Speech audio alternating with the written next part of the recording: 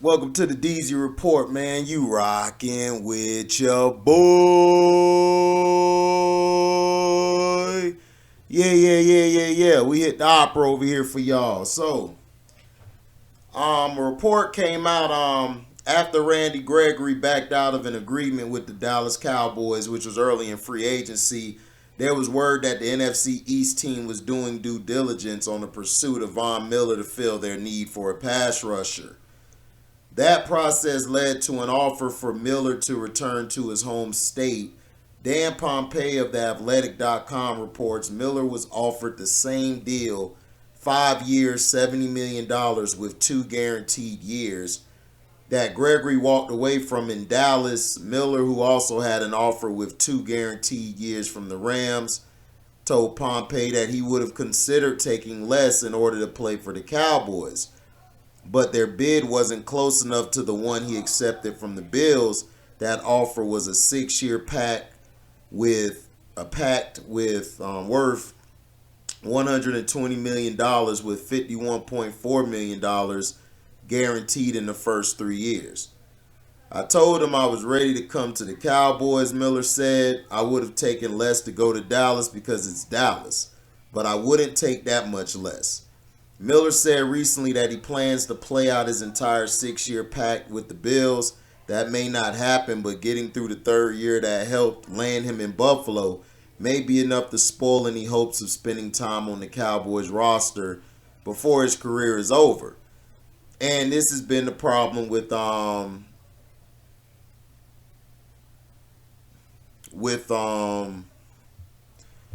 Jerry Jones and the Dallas Cowboys. They just don't spend money to bring in top free agents. They draft well. A lot of their draft picks, if they don't stay on the team, they go to other places and they ball out. Like they play great. And it's like, wow, like you'd be like, man, they was on the Cowboys, but they were saying that this dude wasn't that good. And that's what they say. They'll be like, man, this dude wasn't that good, though. That's what they'll try to tell you, when the guy's balling, somewhere else. That's just how it goes, man. But Von Miller had that shot, to come back. He wanted to play for the Cowboys. And see, a lot of guys like Earl Thomas, all of these guys wanted to play for the Cowboys. But I keep telling Cowboy fans, dog, Jerry Jones does not like paying anybody money. He doesn't. He doesn't love paying anybody money. He wants to get everybody for the low, for the cheap, and then go from there. And it's like, look, nobody got time for that. Everybody wants to get paid, also while they're playing. And it happens. And now Dallas is going to be kicking themselves in the head because now you don't really have a legitimate pass rusher. You got Micah Parsons, but Micah Parsons, like, you can't use him every down to rush the passer. His body's not built like that. He plays like Peter Boulware from the Ravens. Peter Boulware could pass rush. He could get on all fours or 3-point stance and everything, and he can get to the quarterback. But he also could cover. He also could play the run well. He could drop back in coverage and zone or man. And that's something Micah Parsons just has to work on. But see, this is the thing, when with a owner who basically knows he has delusional fans, the owner can basically sweet talk things to them and basically dress a pig up and tell them, yo, man, this is a star, when it's just a goddamn pig. And that's something that, a lot of people have to understand. That's the way they run their organization. I've talked about this plenty of times. That's his biggest problem. He doesn't know how to, he's lost touch. He doesn't know how to get the right players. Like, he used to spend money, but now it's like, no, I want to be frugal with my money. And that's not going to get you to a Super Bowl. The Rams, they drafted well, but they were like, look, man, we trying to win. So they started buying players to play on the team. They went after Allen Robinson. You guys could have went after Allen Robinson. You guys could have gone after Bobby Wagner. Bobby Wagner wanted to come play for you guys. You guys dropped the ball on that.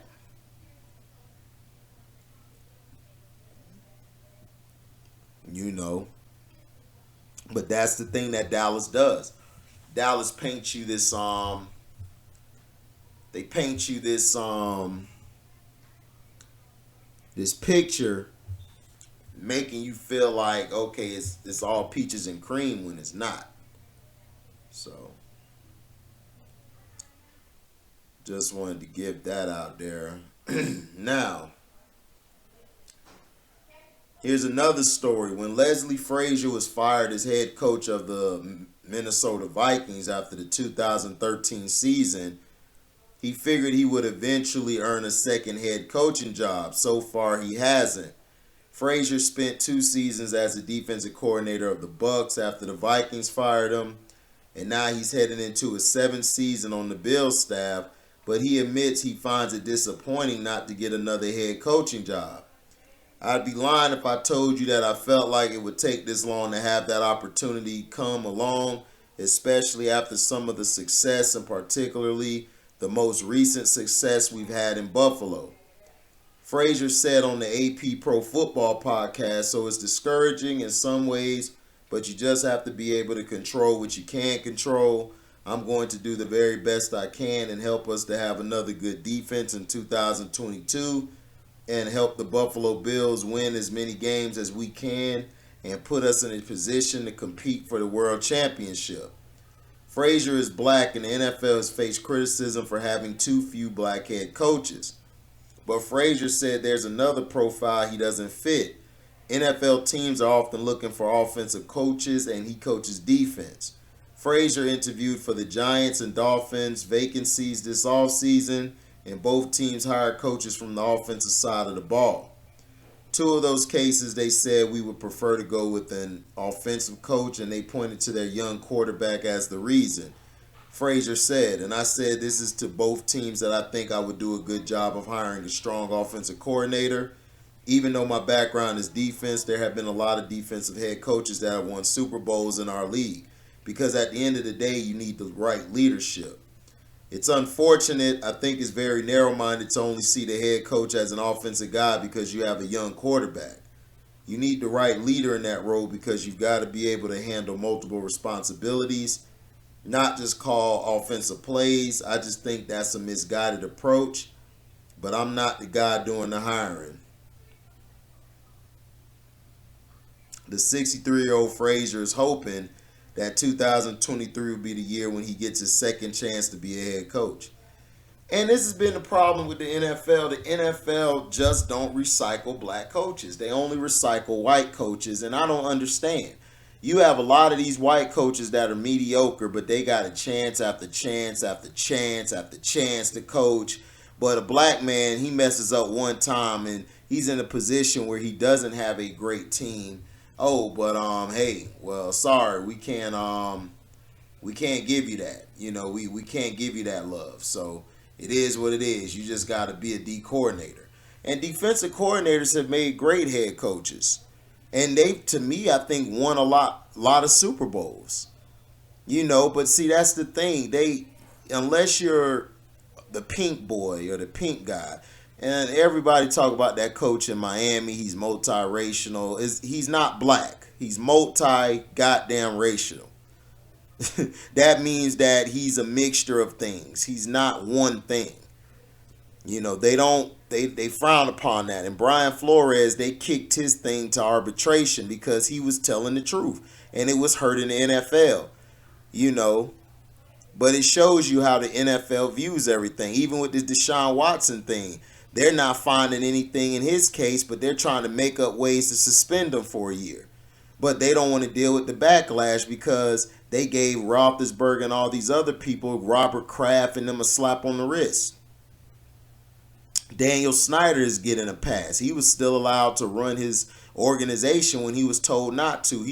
People have reported, he was still running it on the low. But see, when you got the right complexion, you know, you're good for the protection. You got the right complexion, you're good for the protection. And that's the thing with Leslie Frazier. Him being a black man, especially in a sport that's dominated by racial ass owners, he's gonna have to deal with this bullshit. And it's sad. Like, it's very sad, but it's the truth. Let me know in the comment section, man. Do you feel like Von Miller, do you feel like Von Miller would have been better in Dallas, or he made the right choice? And also, do you believe if Dallas would have gave him a full guaranteed contract of those 2 option years, do you think he would have played there? He said he would have took less money. And also, Leslie Frazier, is he getting blackballed because of his complexion? Is he getting blackballed because he's not that great of a head coach? So let me know in the comment section what you feel like. Make sure you like, comment, subscribe, share this. Hit that notification bell to select all to receive upcoming notifications. And if you guys do love what you hear, you guys can go to the description box, hit that link to my Cash App, and you could donate whatever your heart's desire. So thank you guys, man, for your blessings and your support, man. We are out. Deezy.